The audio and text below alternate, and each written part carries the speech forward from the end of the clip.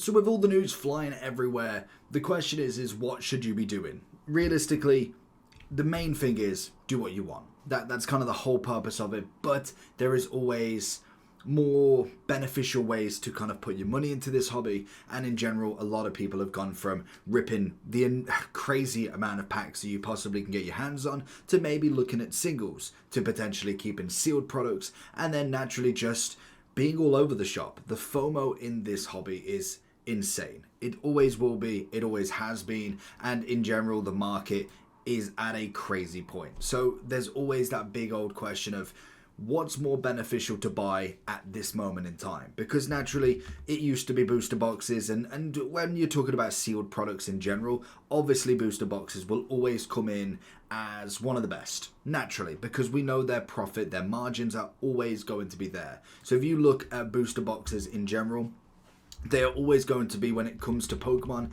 the absolute king. Because naturally, we know their prices are always going to be high up there. You look across the board, you kind of go through the 151 booster boxes from Japanese, they're still at 163. Funnily enough, if you do look at these in general, because I did have two of them, they're obviously on the rise, but they were all the way down at like this 88. I believe I managed to pick up two of them at £65 each. That was because of the reprint. Now, Japanese is a little bit more difficult as such.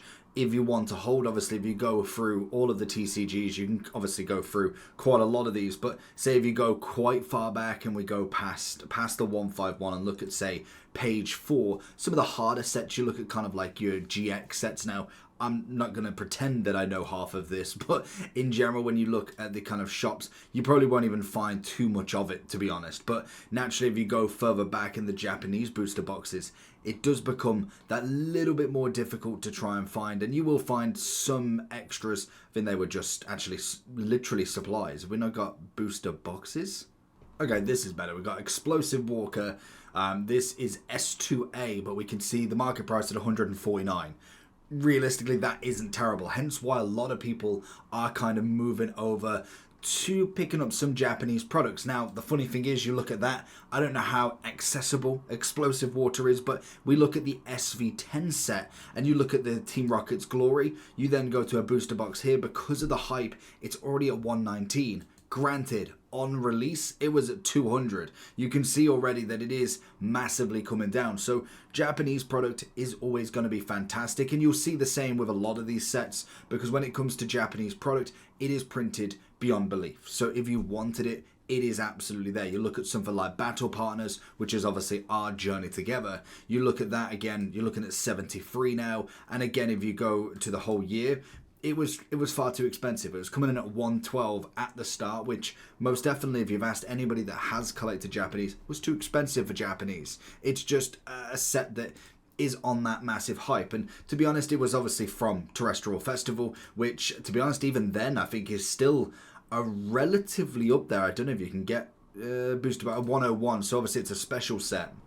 So when you look at the year of this, even this is kind of going the opposite way a little bit, but now it's starting to come down again. You can kind of see normally the switch between it, but it is a special set, to be honest. This is probably one of the ones that is hyped, and for a semi-decent reason. Kind of then having a look at Super Electric Breaker was another big one when it came to the set, and now that's at 88. Kind of in that market trend now where it is pretty respectable, but you can see a lot of them. If you do go into like the 1 month graph now, you can kind of see that little bit of a buzz for the week. If you go into the 3 months, you can see it did go up, but you always want to give it the full look. Obviously started out at 57, where a kind of Japanese product should be, but then you kind of go further back and see what a real Japanese, like Stellar Miracle. This is a very standard set, Stellar Crown in English, coming in at 52 at the moment, and to be honest, it's held a steady line. Like, it's going up slightly, but it's held that steady line. Like, the difference between 52, like, it looks like it's gone crazy, but it's the difference between 52 and 42. So it's only gone up $10. That's not, it's not like down here it's 13, up here it's 300. It is a steady increase, but it's not necessarily crazy, and that predominantly is because everybody wants product. Now, when it comes to the English sets, this is where you've got to then kind of quantified a little bit. When it comes to the sealed product, it's always going to do well. Like you'll see with a lot of them, you look at something like Evolving Skies, naturally one of the big ones that came out that was doing numbers. Like, genuinely, it's probably one of the most highest sets that you'll find that will do well. Obviously, there's not going to be loads that is sold at a certain point, because naturally, when you're looking at a case of them, it's $7,500. Like, that's, you look at some of these, like 11.2, if that's even sold for that, and it's just, it's nuts. Like, genuinely, the pricing of when we go to an Evolving Skies, which I don't even know when the full time this came out, but it's only going to be, what, in the last 4 years at maybe a push, is absolutely crazy. But you've got to look at the big picture when it comes to the English, because it's not all about this high-end price. When you look at something like Journey Together, it is an interesting one. We will obviously see a lot more of the kind of interesting price points now for something like Black and White, because obviously the new Black and White set is coming out, or is going to be featured. So you can imagine a lot of Black and White product is starting to shift a little bit. Now, like we've said, with a lot of these, it's great. You got 100 of these Black and White booster boxes coming in at $2.5 each. If it does sell, you've always got to see when does it sell. You've got to always have that. And naturally, if you go to card conventions and stuff, more than likely there is enough content creators, collectors out there that would buy stuff like this. Like that's, I think it's, I get the argument to some extent, but most of the time you will find that a lot of this product will shift. But when it comes to buying right now, I personally would always look at singles. And I think if I was kind of going over where to find singles and kind of what I'm looking for, naturally you always want to start with having a look at the kind of sets in general. Now, obviously, you can do this by going to something like a Poké Collector or something like that and thinking, okay, well, we'll go for the new one. Say we go for Journey Together, because it's a set that I personally know massively. And obviously, you're kind of seeing the prices go up and down at the moment. So what you want to do, realistically, unfortunately to all of these, you do miss all of the main set in general. So naturally, when you're looking at kind of cheaper cards that maybe you want to either hold on to, if the main aspect is trying to make money from it, then obviously there's going to be ways to pick the Pokemon around it and pick the artwork in general. If you're obviously trying to collect them, then naturally it goes to whatever you personally prefer. But say if we was to look through a few of these, if we zoom in a little bit, what you want to kind of look for, and when you're looking at cards in general, you look for a certain type of Pokemon like Articuno. It's always going to do quite well. Artwork like Whale Lord, the perspective that comes in, I think is a very underrated card. The realism-esque sort of card, I think Furret is another one that could do quite fantastic. Obviously, the battle partners. I'm from an era where the gym heroes, so like something like the, what have I got here? I've got the Brox one somewhere. But you've got something like this where you've kind of got the, let's see if I can, so like the Brock in the corner there, that's not going to go in pretty well, is it? You've got the Brock in the corner. That's kind of what you expected a lot of this newer battle partner set to do. I do like the partnered Pokemon, whether that catches on, but full arts are always a bit risky. Again, if you go for maybe a popular Pokemon, I think Iono's always a very kind of clever one. I think they've got 4 pretty decent ones in Journey Together, with obviously Lily, with N, and also with Hop. They will work quite well. And you could even look at something like the Volcarona. Like, even if you're going for a slightly more hyped card or a slightly more expensive card, I do think for the market price, if you could pick that up at £20 to £30 per one, I think that's an exceptional artwork. Like genuinely, you've got it in person. It is a very, very nice card. So if you can get that in good condition, honestly, I think that one could be another one that would do well in the future. Now, when we look at sealed products, they tend to do quite well quite quickly in some aspects. But when you do look at cards like this, it is more of a holding game. When it comes to, say if you buy a Destined Rivals, £120, if 3-5 months down the line the market just goes crazy again, more than likely what you see is the product goes up first. You'll see that go up massively, that'll go to 200, you can sell it, all that jazz. But when it comes to the singles, they do take a little bit more time to actually get up there. So it is kind of an investment for the future when it comes to singles. And you can either do it the two ways. You can either hold the investment by buying £30, £20 cards and taking a little bit more of a risk on the higher market, or I'd say medium to higher. Like if you're buying one £20 card, it's not that much of a kind of investment in terms of a one card play. But if you're buying 50 of them, then you obviously are looking at a bit more of a higher purchase here. But if I was looking at Journey Together in general and thinking, okay, well, we're going to have a look. So if we go high to low, we kind of see what we want to look at. Now, I think Articuno, if you could get any of them for the £10 mark, honestly, stunning card. That is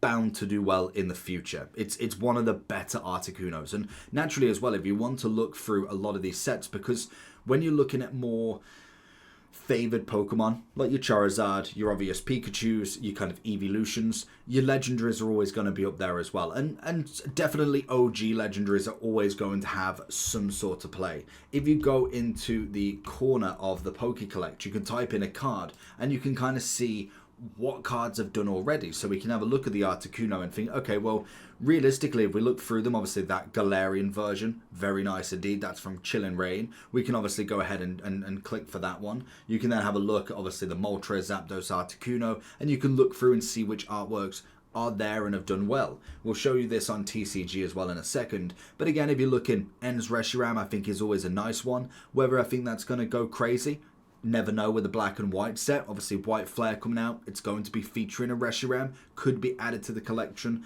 Obviously, you can put into Iono's Kilowattrel. Another fantastic one. Even if then you go one step further and look at $1 to $2 cards like Wooloo. I think that is an insane card to be able to get. Looking at that, thinking if you could pick them up at £2 a piece, maybe even £3, in a year's time, they may not be 50, 60 pounds, but even if they jumped up to 6, 7, if you've got 20 of them, it becomes a bit more of a steal for that sort of price. I'm always a big fan of the full arts, which never seem to do crazy well unless you get the right specific Pokemon. Pseudo legendaries are always going to be fantastic. I like Mamoswine, but whether everybody else does, probably not as much. EXs are always a bit of a question mark, to be honest. But again, if you look through a few of these, you could look at maybe the EX Zacian, you could look at the EX Zoroark, and maybe you could throw in a little bit of a chance there. And that's kind of where I personally would lie. Say, for instance, we do look at something like, what was the one? Say we go Surgeon Sparks, because again, it's a big set. We're obviously starting to see a bit more of a drop down now. We're seeing, obviously, Pikachu coming down as well as everything else. If we was to go through this set and go kind of more, I think Slack Off is an absolute play and a half. That for me is the biggest one going there. The artwork is great. I'm a big fan of the Schwiel. Again, with the line, you got to think of the evolution line, where it comes from, what era it comes from. Kind of not really feeling too much of these. Then you kind of go through and you've just got to be picky and think, what do people like? What are the big collections? When you look at somebody's kind of not set collection as such, because that's what you're trying to find, you're thinking, what are people actually collecting? They collect a bunch of Pikachus. They collect maybe a specific type of Pokemon. And you might just hit a random person's Pokemon. It might be the one. I'm a big fan of Fanfare. I think that's a great one. To be honest, even Castform, not necessarily go crazy in on it, but if you could find these all relatively cheap, it's not necessarily all about getting rid of them straight away. Maybe making a little bit of a hold, putting yourself a £40 limit on some of these cards and buying 10 of them. You never know. And you could potentially trade them off. Instead of selling them for the value, you could trade them up market. If somebody really needs that to finish their Surgeon Sparks, they might even be willing to trade up a little bit more. So kind of picking them in terms of the investment point of view is always a great thing. Again, if we do look at the Articuno here, so if we was to look through quite a lot of these are just going to give me the high ones. But say if we go for the best match. So if you're looking through a lot of these, you can kind of see where their values lie. Obviously, we're looking at the classic collection, we're looking at the base set, legendary collection, a lot of the same Articunos, but then you kind of look at your kind of really old ones from Majestic Dawn, you look at your legendary treasures, and you think, well, that's just a common, like a rare common card, and that's coming in at $4 already. Didn't even know that was a promo. That's amazing. But naturally, if we do look a little bit closer to the future, you can kind of see like the Galarian Articuno, whether that does well or if that's kind of the play away from the Articuno. Maybe people do prefer the normal typing. You can kind of see the play of where they're going. So you can see if you manage to buy 18 of them at 5 here, and sell them at 12, hindsight's a beautiful thing, but it's just within that place, seeing what your price point is. Maybe you could have done the same back here as well. If we can go further back, naturally you could have potentially sold off at this sort of point here, any between kind of like your £8 and £10, and then bought them back at 5 and thinking, okay, that's a little bit too low. The card itself is very nice. Astral Radiance, once it starts to really go out of print rotation completely, like Sword and Shield is, you're then going to potentially see this going a little bit further. And I think that for me is where the interesting part comes from it. If then we was kind of looking at something a bit more kind of before Sword and Shield finished, we're looking towards... the problem is the illustration rares are relatively newer, so you're not going to have a crazy amount. Like, obviously, you've got the Sun and Moon promo. Again, that's got all three of the birds, so it's going to be a bit more of a play there. If then you go, obviously, the Hidden Fates. I mean, it's got the free bird, so it's always going to be a little bit more of a cheat code, because naturally, when you've got the 3 for 1, it's always going to be fantastic. The GX version, the full art, again, like I say, legendary full arts, always going to do pretty well. Like, naturally, they should do, because it's a legendary. The collection itself speaks for itself, really. You can kind of see it kind of being very standard at 12 there. So I'd love to have seen further back. Obviously, with TCG, it only shows this so far, but naturally you've got non-sold there, so that's why it's 0. But in general, it's a very standard price, so you can see that is where we're at. That's where it's kind of sitting at this point. Whether you take a gamble on that, potentially could it go up if you leave it another year, another 2 years? It's always ones that you've got to consider. So let me know what you're doing in this hobby at the moment. I think at this point, I'd be very interested to see what Destined Rivals truly does, because I just don't see it being... I see it being another Journey Together, to be honest. It starts insanely high and drops down. Now, whether it drops down a crazy amount before Black and White comes out, that I don't know, but I do think it's not up at these prices. Just looking at the set in general, I just can't see it going out for this much, in my opinion. Like, the greatest way is obviously with the Japanese product to have a look at it. Like, you've got the Glory of Team Rocket, which is the newer set of it, which I think is what everybody was hyped with.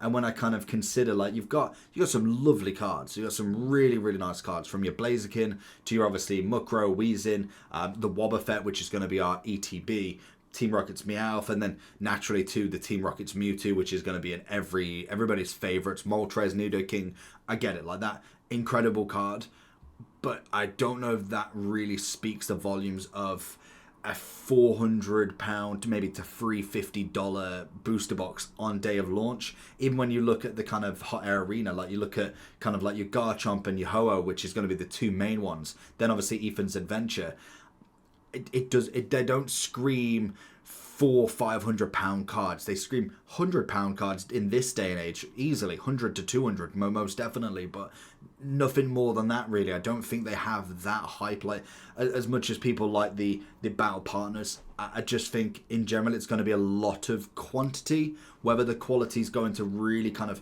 emulate, like, I'm a big fan of the Typhlosion, I love the Misty, but you know full well they're going to be the more cheaper cards. So it's going to be interesting to say the least. I think Destined Rivals will be a very, very interesting set. So we'll see how that goes. Let me know what you're thinking. Catch you all for the next one. Peace.